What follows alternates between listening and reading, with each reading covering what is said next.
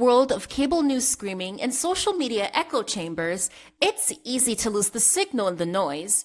Every day, policy is debated, votes are cast, and your tax dollars are spent. We cut through the headlines to bring you the critical context you need, focusing on what's really going on in news and politics. Welcome to the Analytical Iowan Podcast. This is your daily dose of fact-driven politics. Let's analyze today's news. Here's Eric. We are back on the Analytical Iowan Podcast. It is Friday, October 17th, 2025, as you're listening to this. And we're still in the middle of a government shutdown. This is day 17. It doesn't appear to be getting any better. So how did we get here? Well, in March, Chuck Schumer and Hakeem Jeffries agreed, and they passed in bipartisan fashion a clean CR to keep the government open till September 30th. And they both took flack for it at the time because there were a lot of people that expected them to stand up and fight and do what they're doing now.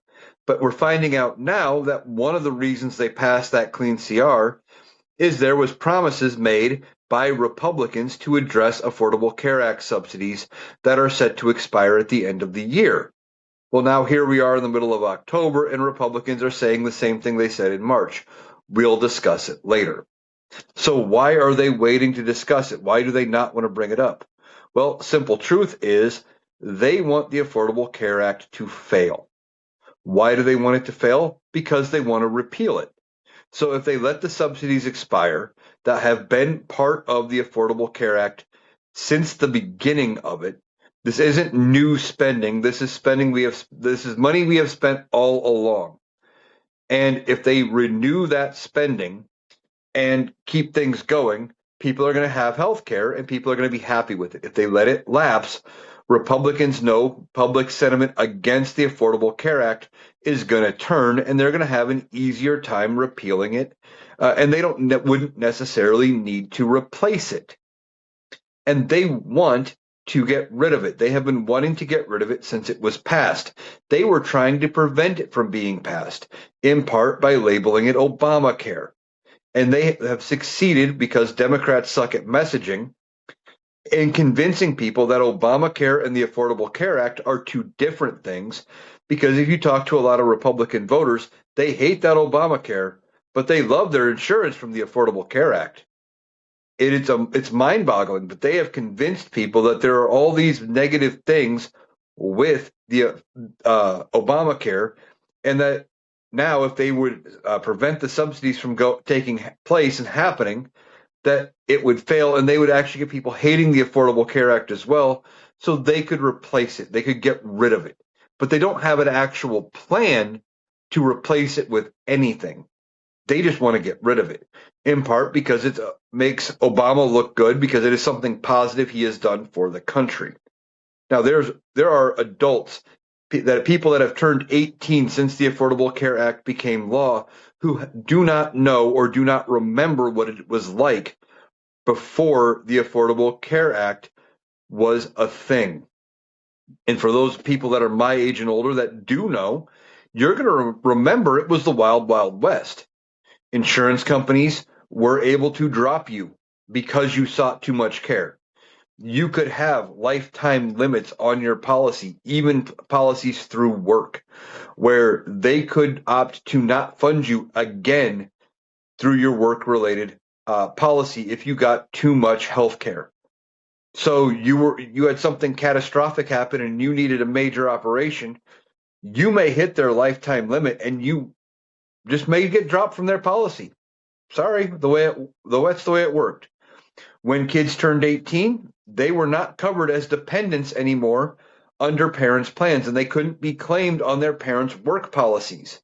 Now the age is 26, because not everybody at 18 is in a position where they can go out and get health insurance for themselves. And with the creation of the exchanges, come to find out that it works way better when you can get lumped into other plans with big groups of people. Suddenly your insurance becomes a lot cheaper than going out and trying to get a plan where it is just yourself on the policy.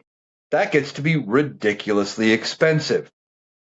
And your coverage usually ends up sucking when you have to get a single person plan where you're not part of a big group. So Republicans want to get rid of the Affordable Care Act by killing it off, by killing the funding. So that's why they're still not discussing Affordable Care Act subsidies.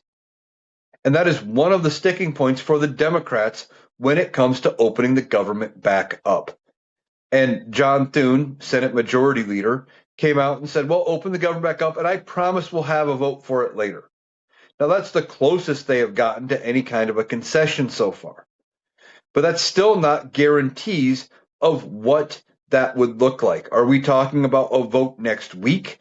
Are we talking about a vote? Is it going to be next year? Are they going to kick it out till July? There were not a lot of specifics from what I've seen about when that vote would take place.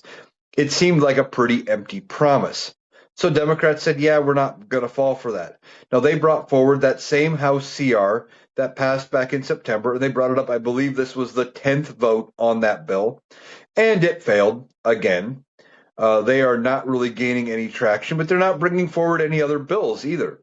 They're not attempting to negotiate. If they were trying to negotiate, what they would do is say, okay, you want permanent extensions of the Affordable Care Act subsidies, best we can do is 3 years. Democrats would say 20, Republicans would say 5, and ultimately they may meet in the middle at 10, something like that. There would be an amount of give and take, something that they could work with. Republicans aren't doing that. The other thing they want is a return of the $1 trillion that was cut from Medicaid earlier this year in the One Big Beautiful Bill. And Republicans have tried to spin this narrative that $1 trillion that was cut is all about giving health care to undocumented illegal immigrants, which is not the case. They are prohibited by federal law from getting Medicaid. They don't get Medicaid. They can't sign up for Medicaid. It's not a thing. Now, some state plans may allow undocumented immigrants to get on there, but those funds that treat those people have to come from state level funds, not federal. But Republicans like to blur the line and they message horribly, or they message better than Democrats who message horribly. So they have that's the tale they're trying to spin.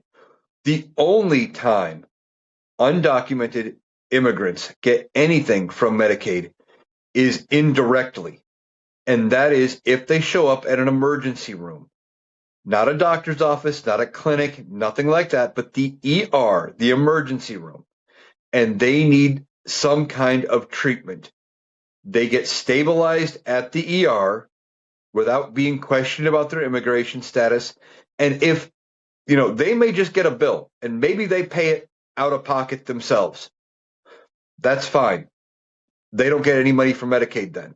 But if they stiff the hospital on the bill and don't pay, then Medicaid reimburses the hospital, so the hospital doesn't have to raise prices on everybody else.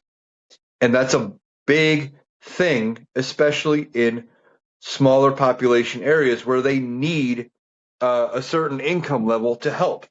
And if they're having, people show up and they're having to provide care but not get paid for it, well, then they have to raise prices on everybody else. And then it just becomes a big problem.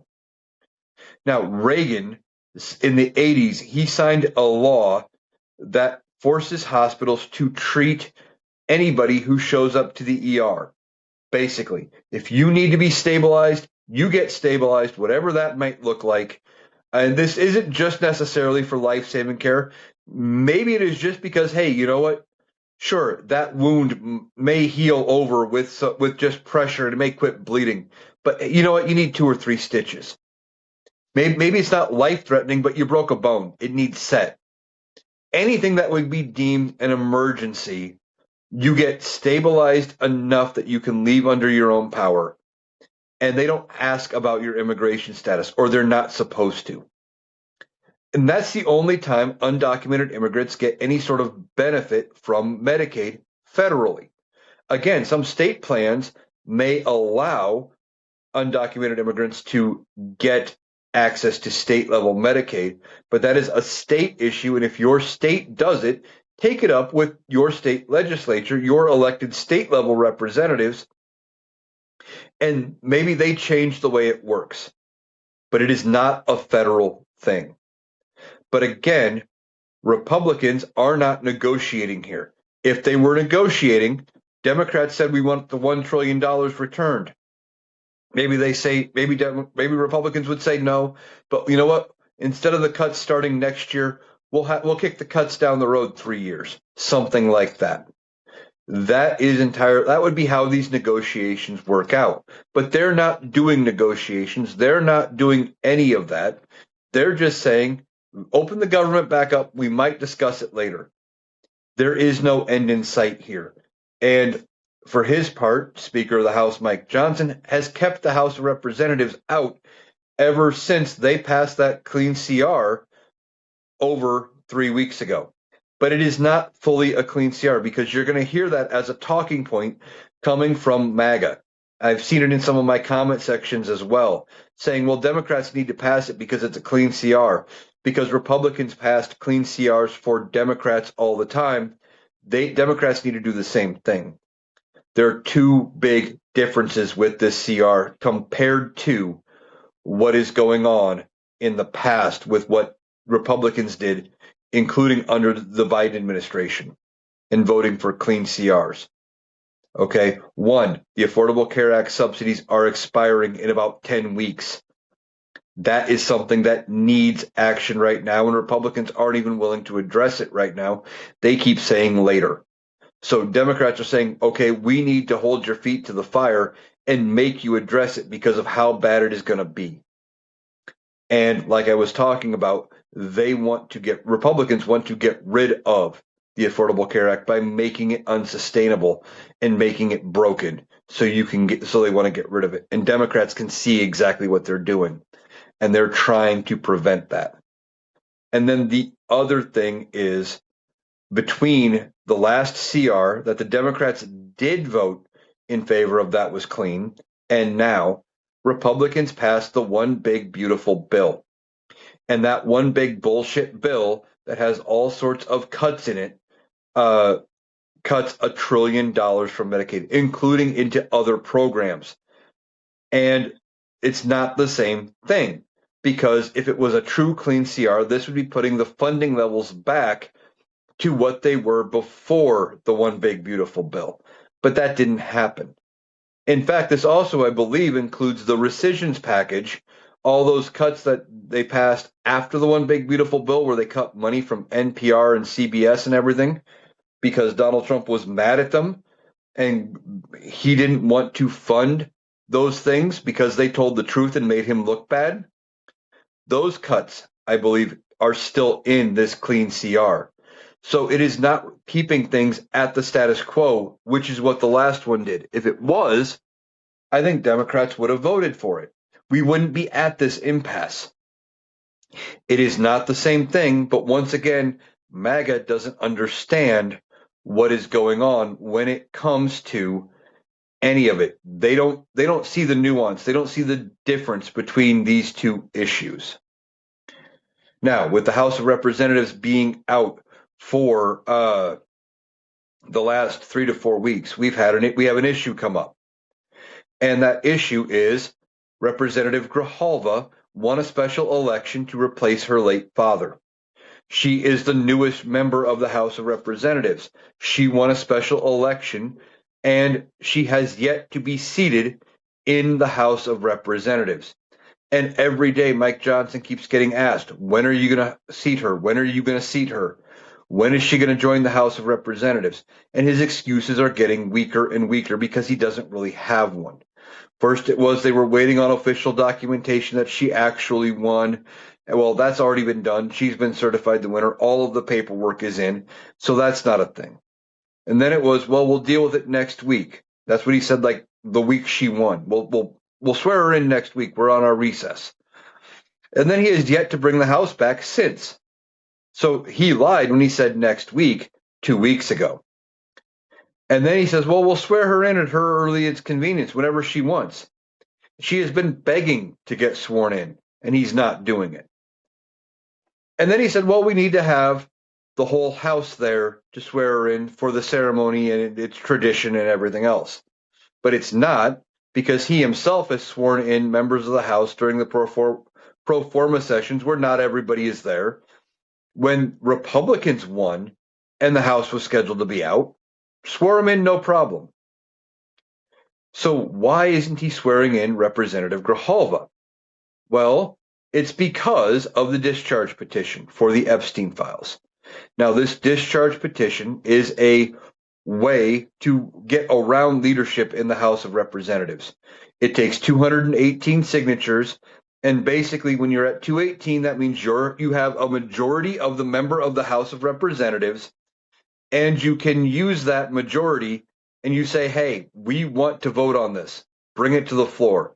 And then there's a certain amount of time where but they have to schedule it.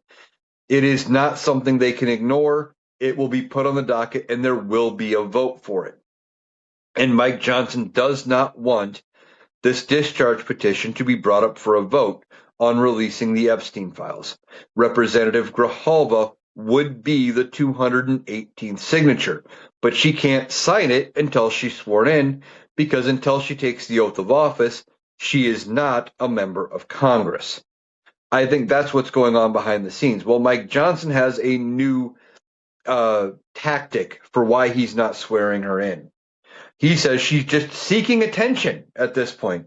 Said she's seeking attention, and so is the Attorney General for the state of Arizona, who is threatening to sue Mike Johnson over not swearing in Representative Grijalva.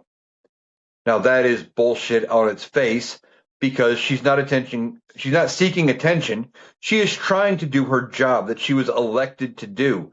And until he swears her in, she doesn't get access to her payroll. She doesn't get access to being a member of Congress. She can't vote on anything. And I don't think she gets paid.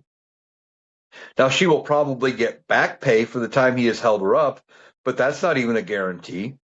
But they're still getting paid. The other members of the House of Representatives are getting paid while he keeps them out on this extended recess. And he even took it a step further.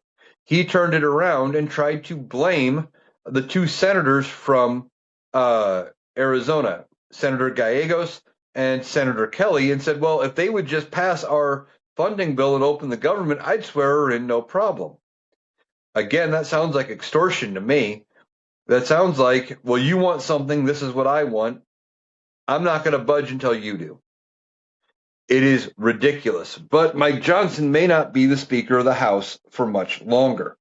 Now, why do I say that? Well, that is because when it comes to this discharge petition, once the government is opened back up, I think this could go one of two ways. Now, I am assuming that every Republican that has signed off on the discharge petition is going to sign or going to vote yes for releasing the Epstein files. Now, this vote would not automatically release the Epstein files. This is one to compel the DOJ to release it. And it would still have to pass the Senate and be signed in by Donald Trump. Now, I don't think Donald Trump signs this unless it passes with an overwhelming majority in both houses.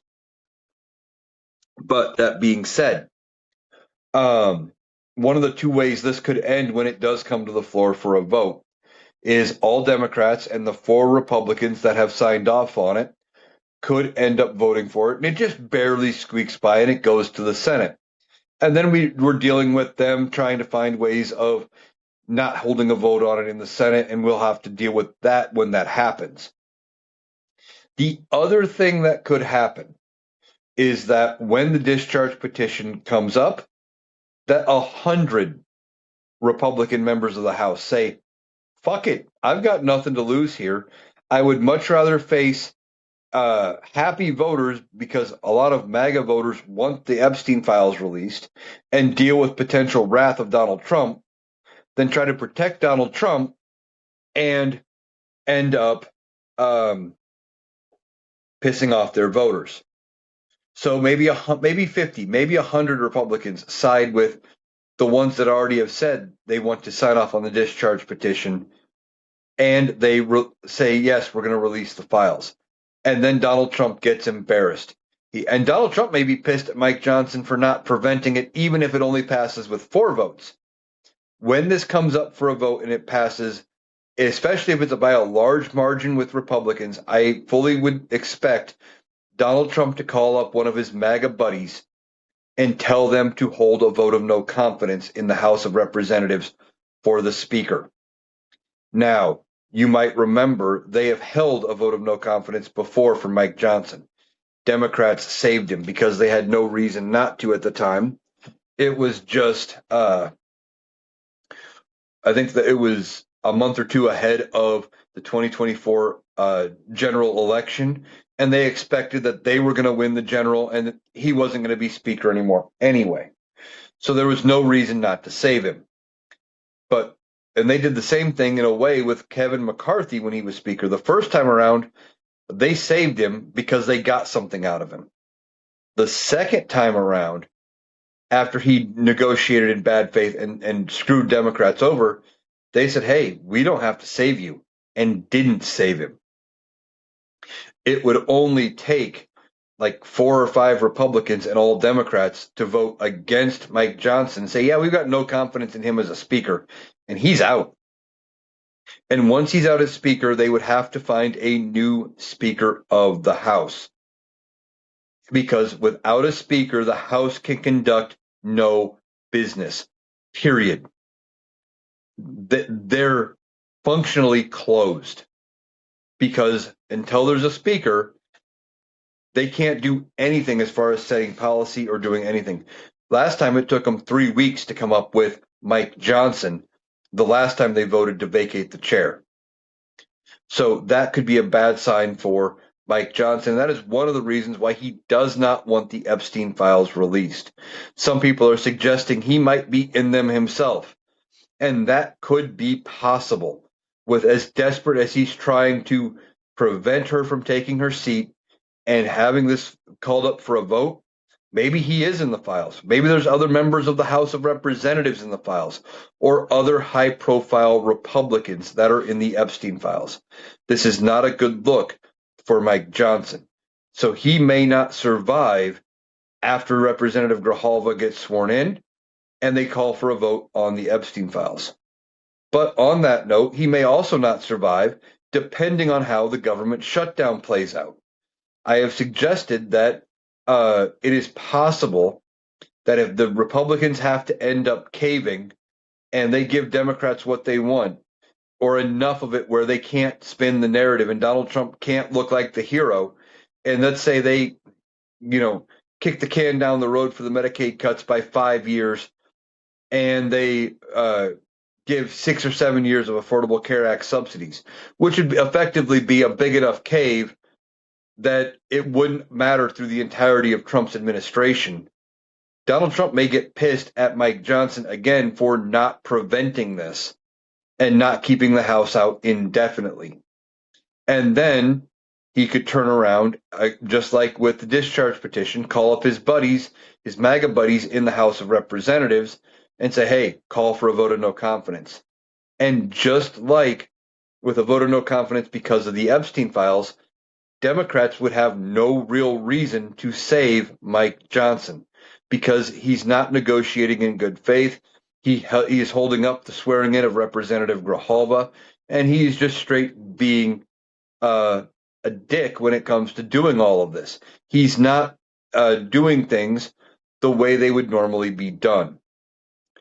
Now, when it comes to swearing in Representative Grijalva, one thing I did want to mention is that as far as her getting sworn in, one of the things Mike Johnson is trying to peddle is that, well, we can't do it because the government shut down. They need to open the government first. That is a bold-faced lie because there is precedent for swearing in members of Congress during a government shutdown. That happened during Donald Trump's first term, during that 35-day shutdown. That actually happened, and it happened after his midterm election that year. It rolled into 2019 when the new Congress took over, and they swore in the entirety of the new Congress during a government shutdown. It happened. So that isn't even a thing. So he needs to do his job, swear her in, let her sign off on the discharge petition, and let's get the ball rolling on this. But he's afraid of that outcome. He's afraid of caving to the Democrats. I think he is just trying to hold on to his position. And I think if he gets voted out, he may do like Kevin McCarthy and he may resign his seat in the House in disgrace because of getting voted out as Speaker. But that might also just be wishful thinking on my part. So Donald Trump today holds this IVF press conference in the Oval Office. And he is trying to say about how good it's going to be and all the things he is doing for people who need IVF and how he is keeping his campaign promise, but he's not. Okay, his campaign promise was that IVF was going to be free for all Americans that need it. Well, that is not what he announced today.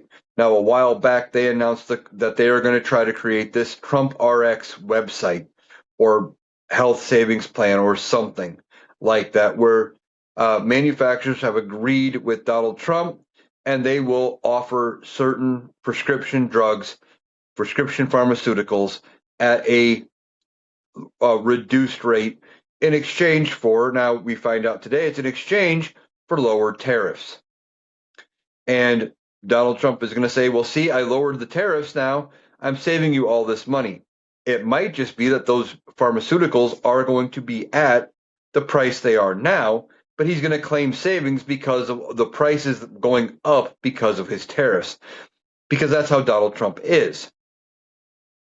But he came out to do this press conference when it comes to IVF, and he said, well, we've got an agreement from this drug manufacturer. They're going to put their IVF treatment drugs, and I'm not even going to attempt to pronounce all of the names of some of these IVF prescriptions because I know I can't say them. But he is going to say that they're going to be on this Trump RX and in exchange for the lower tariffs. Well, that sounds like a quid pro quo. That might be extortion, something like that. Doesn't seem like it's on the up and up. And we don't even know if this Trump RX website is even going to happen because that would require appropriations from Congress to even create it, to administer it. If there's any subsidies in this whole deal, that would all require appropriations from Congress. And they haven't done that. But they also haven't funded the government right now. We're still in the middle of a government shutdown. So what do you expect? But Donald Trump comes out and he is trying to tout this as his big win on IVF. But that's not making it free, Donald. You promised us during the election that you were going to make IVF free for tens of thousands of Americans. This isn't that. But what is it? Well, this is a win that he can try to tout. Well, see, I promised you this Trump RX. It's going to be a win. You know, you're going to get lower prescription drug prices for your IVF, these IVF treatment drugs. Well, he's trying to make a win out there so he can say, look at the good thing I'm doing as the economy is burning down around him, as it sounds like his ceasefire is not holding up in Gaza. The Ukraine war is still going on. His tariffs are wrecking the economy. And, you have the Epstein files. You have all of that going on. And Donald Trump just doesn't know how to make himself popular, how to make it look like he's winning. He's getting bad reactions, etc. His poll numbers are going down. And Donald Trump is worried. So he's trying to come out with this win to make it look like he's doing something for the American people.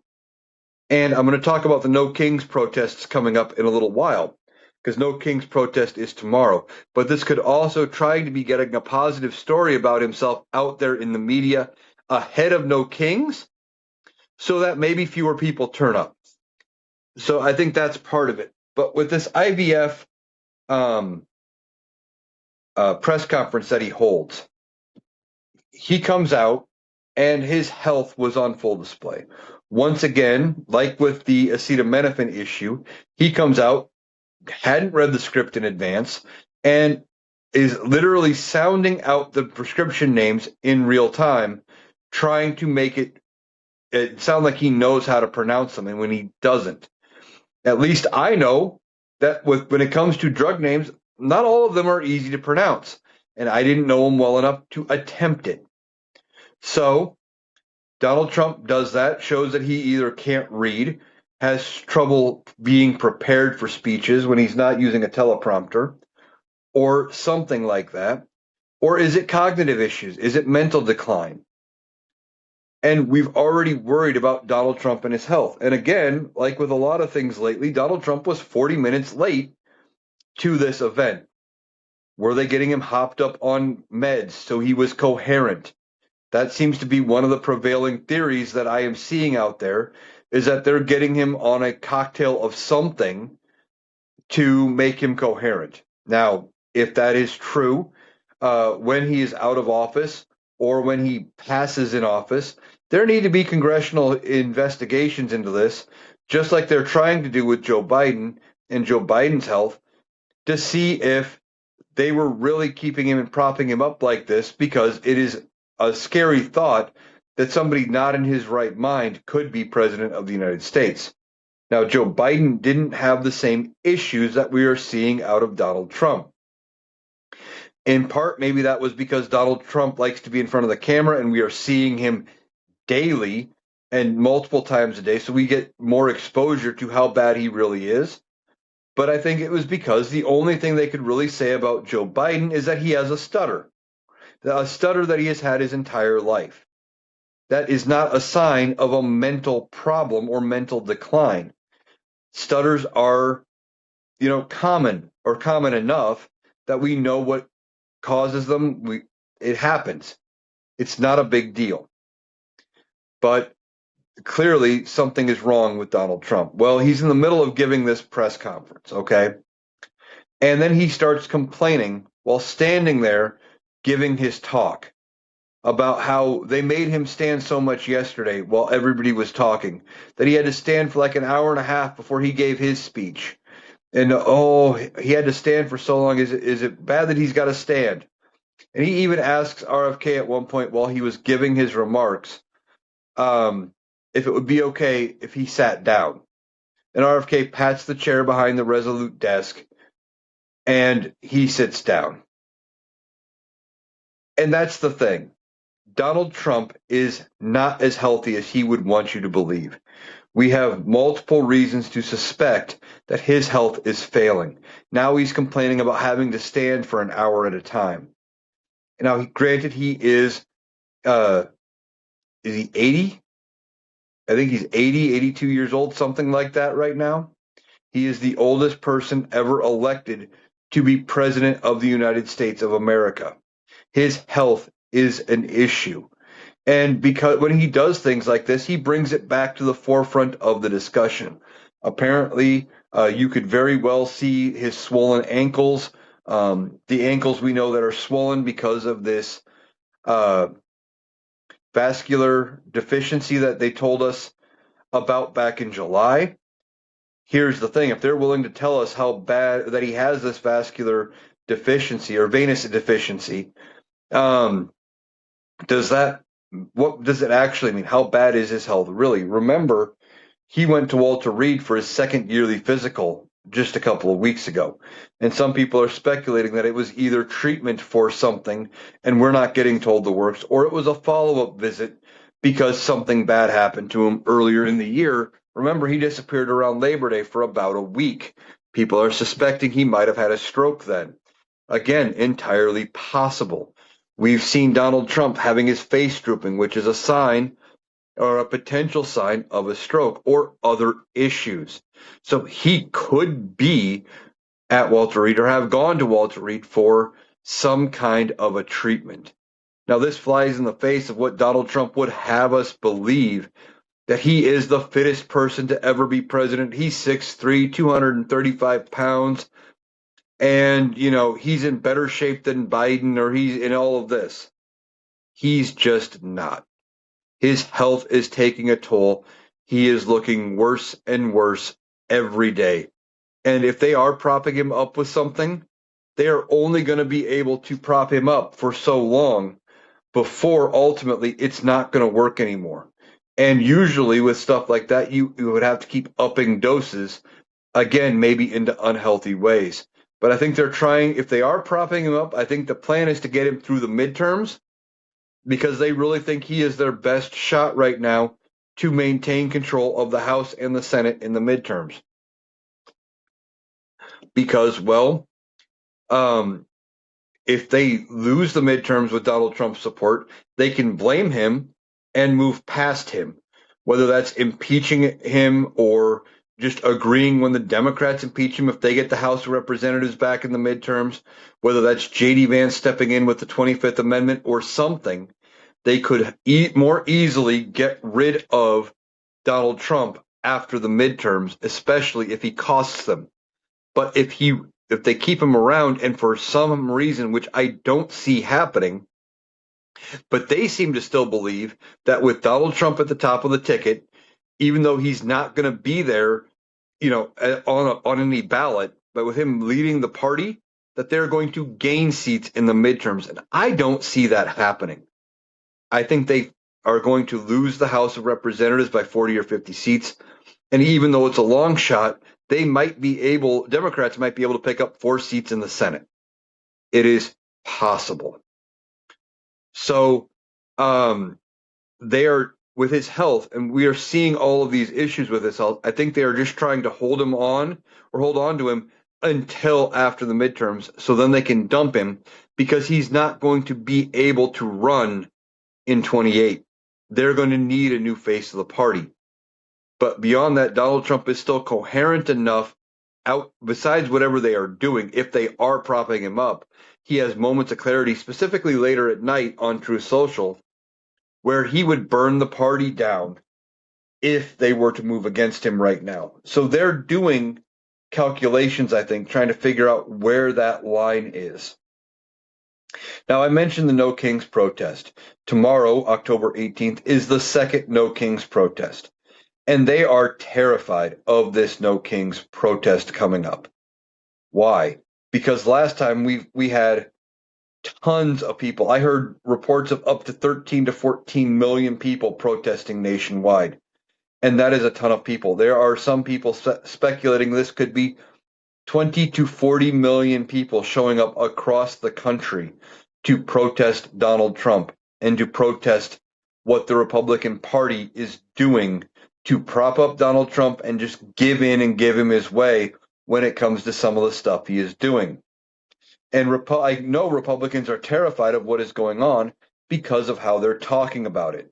Donald Trump says stuff like, well, I hear nobody's really going to go to that anyway. Because now he is giving his favored news outlets a chance to not cover it and say, well, or to go cover a couple smaller events if they find ways of covering it so it doesn't look like there's anybody at these events. Maybe they find shots of these protests in bigger cities where they can get like an angle down a particular street or on a particular corner where there's only like a handful of people and say, well, here we are at the No Kings protest in whatever city. And, there's like 12 people here. They were talking this huge protest and then, there's nobody turning out. I could see Republican leaning media doing that while having the large crowd of the rest of the protest to their backs. That's why if you go to No Kings, you need, report what you see.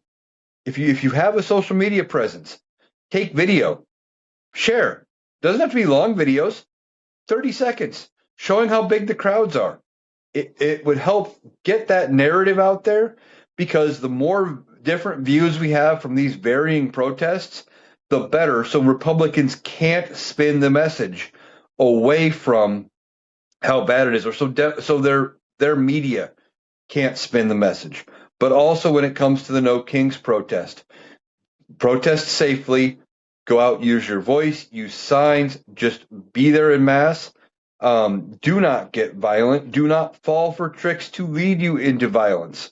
Try not to get goaded into doing anything that would lead you into getting charges yourself.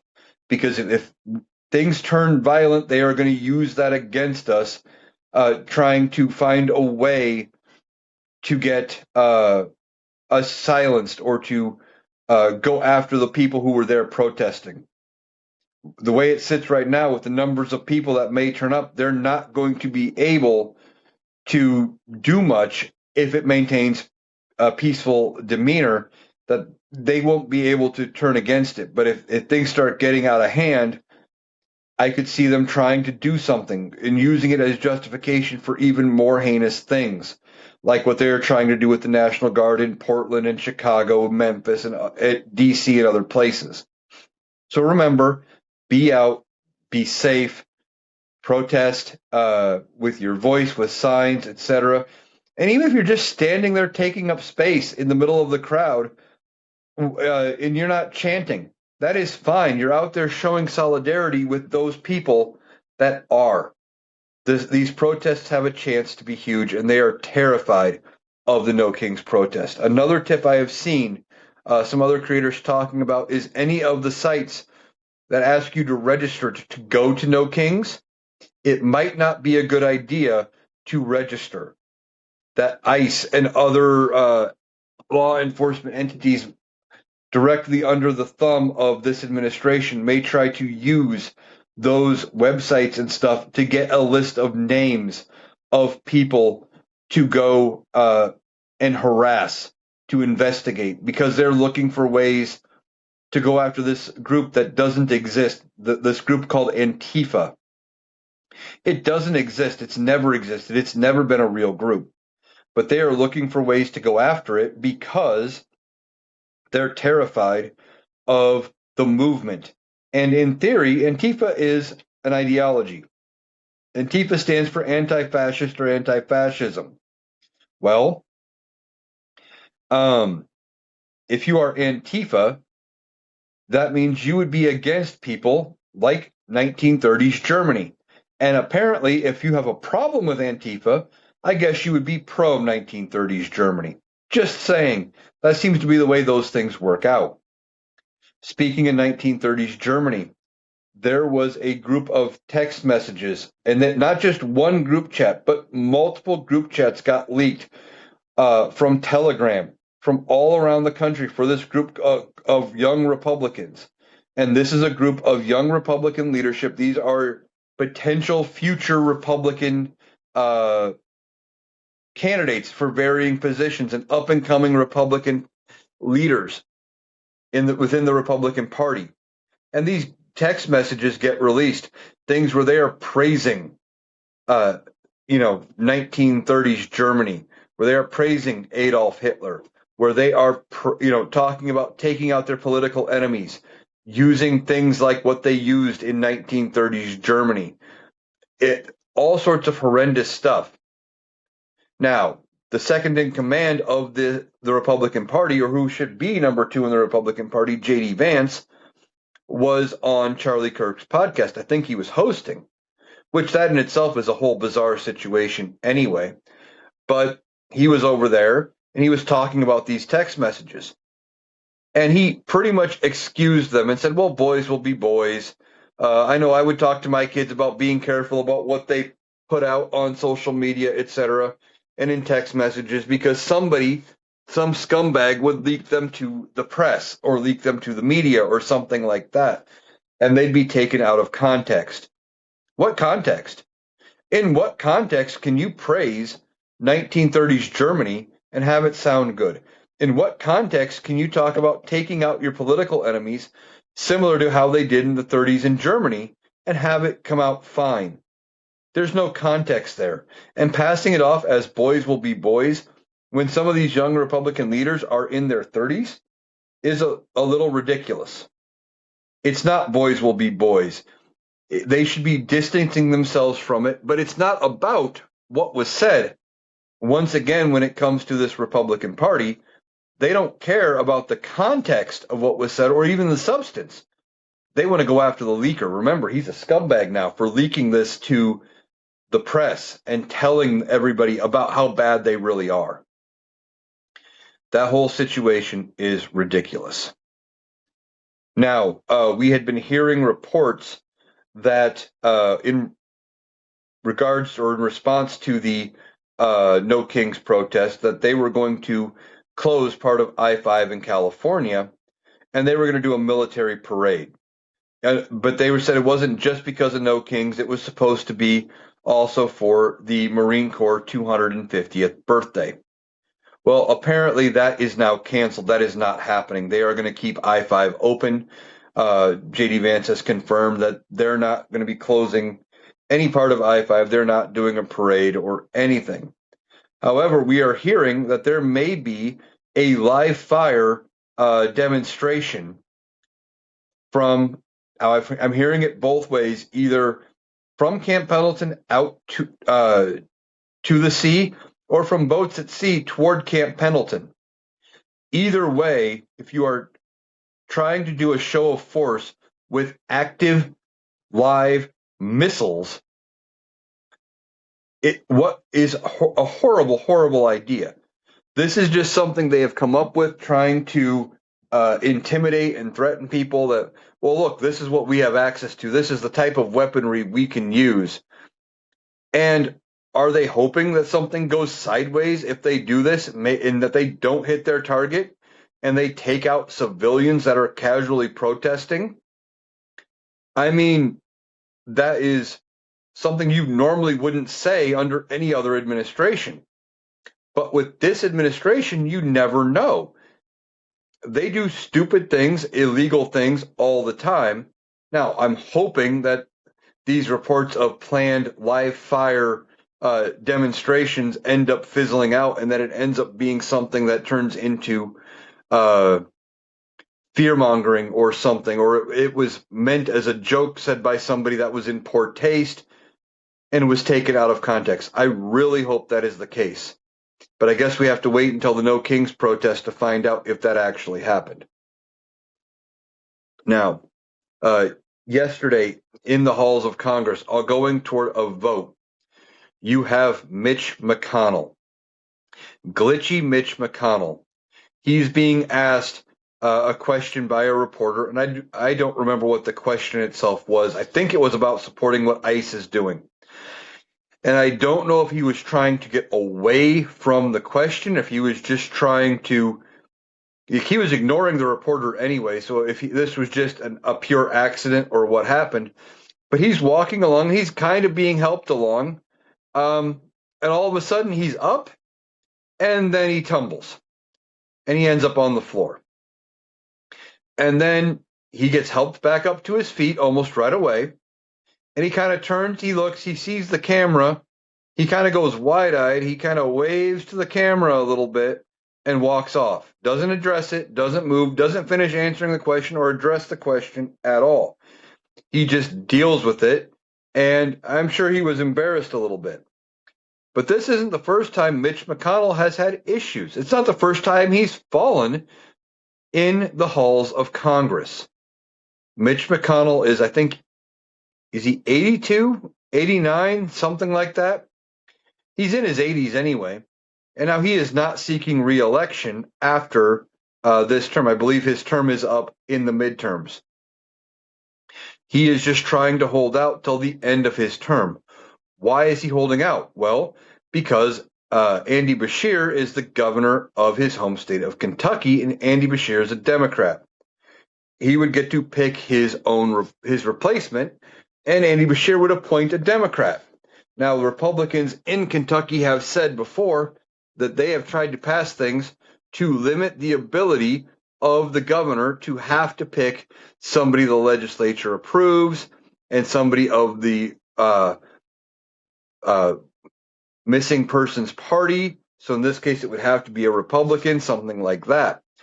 But Andy Beshear said, well, the Constitution of the state of Kentucky says I get to appoint the replacement, so try to stop me. I'm going to appoint it. You'd have to sue me to stop me. So Mitch McConnell wants to hold on until his term is up. That way, Andy Beshear doesn't get to pick his replacement, and more than likely, Kentucky would vote in a Republican representative or a Republican senator to replace him. It's all about maintaining the balance of power within their chamber and for their own party. So they keep dragging these people out, and they have issues like this where they're falling at the steps of Congress or they're falling in the halls or what have you. These old representatives and senators on both, and this is on both sides of the aisle problem, need to resign. They need to be voted out. They need to be allowed to retire and have somebody else take their place. Now, maybe we need to seriously look at age limits down the road and make sure that we don't have issues like this in the future. And I said it's a both sides of the aisle issue. Well, look at Dianne Feinstein from California. Now, she tragically died in 2024 in office. She was just trying to make it till the general election when her replacement would be voted in. I'd already said she wasn't going to seek reelection. She was just trying to make it to the end of her term. I think she was 91 years old. Problem is, we find out around that point when she's starting to have major issues with her health that her daughter had gone to court to get a power of attorney because she couldn't handle her own money. A court ruled that Dianne Feinstein was not able to handle her own finances because of varying cognitive issues due to her age. But yet she was allowed to hold votes in the halls of Congress. That should not be allowed. We do need to fix this problem that we have going on. Age is a very serious issue, and I'm going to bring somebody up. And if you guys have followed me for a while, you know what I'm going to say. Here in Iowa, we have our Senator Chuck Grassley. He's currently 92. His term is up in 28. He will be 96 years old. He has already filed paperwork to run again. This should not be happening. You should not have somebody who, if they get reelected, is going to be 102 at the end of their term. More than likely, he will not make it to the end of that next term if he gets voted in. We need to just stop voting in these people after a certain age and bringing in younger people who are going to be affected by the decisions they are making when it comes to running the country. These old people need to step aside. It is well past time. Now, the last story I'm going to cover involves Pete Hegseth and the media. Now, you might have heard this story. Pete Hegseth comes out with this plan involving the military. And he tells everybody, all the press at the Pentagon, basically, the only way you can keep your press credentials is if you sign this form saying that you will not publish any story unless we sign off on it. We have to authorize it. And now they tried to claim national security, saying, well, you wouldn't be able to publish anything that has classified information in it. Well, here's the thing. If they're publishing classified information, that means that information got leaked to them somehow, unless you have it completely unsecured and just sitting out on a table somewhere that they could see it. So then you would have somebody, and you would have a list of people who potentially would know that classified information, and you would have a starting point because there's criminal penalties for mishandling classified information. We know this because Donald Trump himself was charged criminally for mishandling classified information because he took classified documents home to him to Mar-a-Lago. And before you talk about Joe Biden, because I know somebody in the comments is going to mention Joe Biden taking documents home, the big difference is the classified stuff that Joe Biden has, almost all of it was his own personal notes about the classified information. It wasn't the same thing. Donald Trump had the actual files or copies of the files that he had originally had access to that he never returned. Two entirely different things. But Pete Hegseth is telling the press that they must sign off on this this package where that the Pentagon and the Department of Defense have to approve any story written about the military. which is a violation of the First Amendment. It is a violation of the freedom of the press. Well, what happened? Almost every network said, nope, not signing it, refused, and walked out.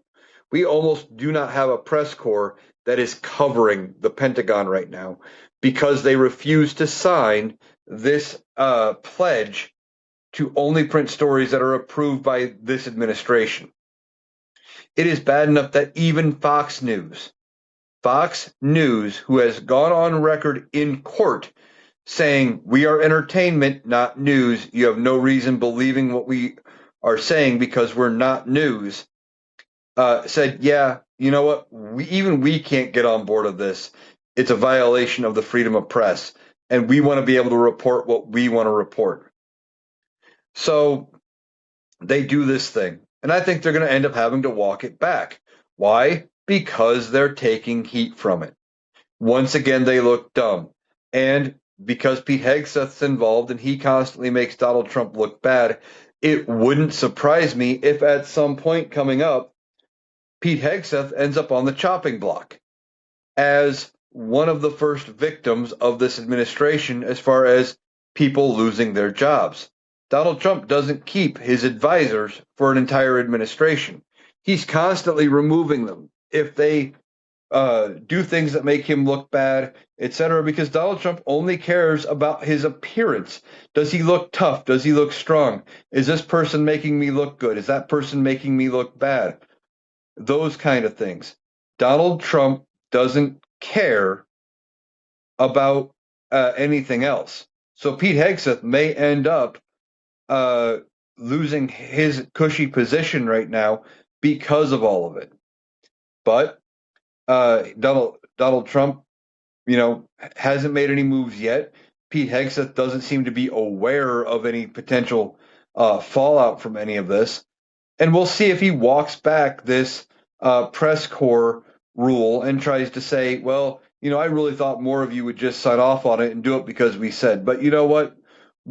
We're just going to go ahead and cite. We're going to take it back. You can go ahead and continue to cover us, but we'll sue you if you release classified information, which was already a thing.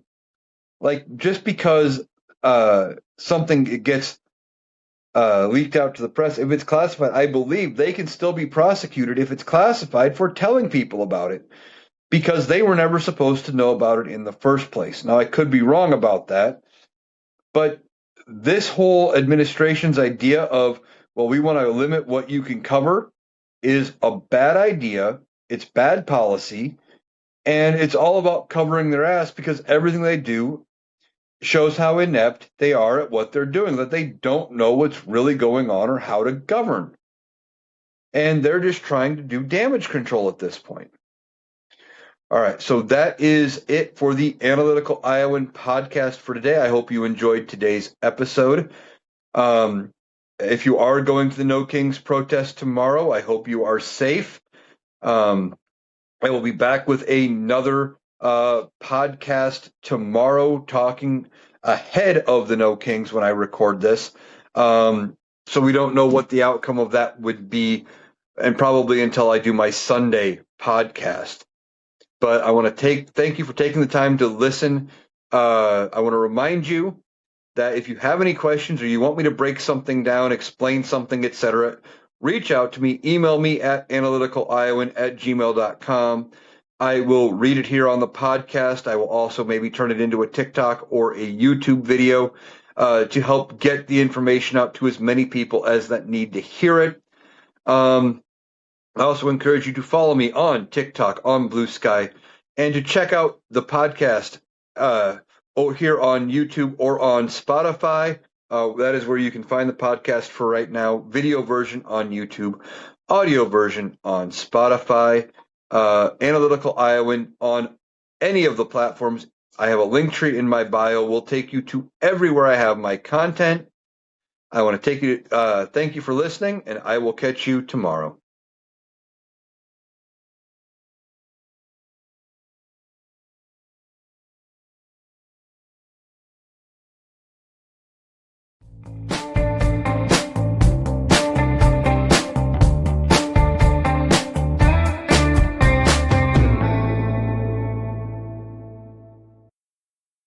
That was Eric. That does it for our analysis today. If you appreciated us cutting through the noise to get to the critical context, please make sure you're subscribed to the Analytical Iowan podcast on Spotify and YouTube. We'll be back tomorrow. Thanks for listening.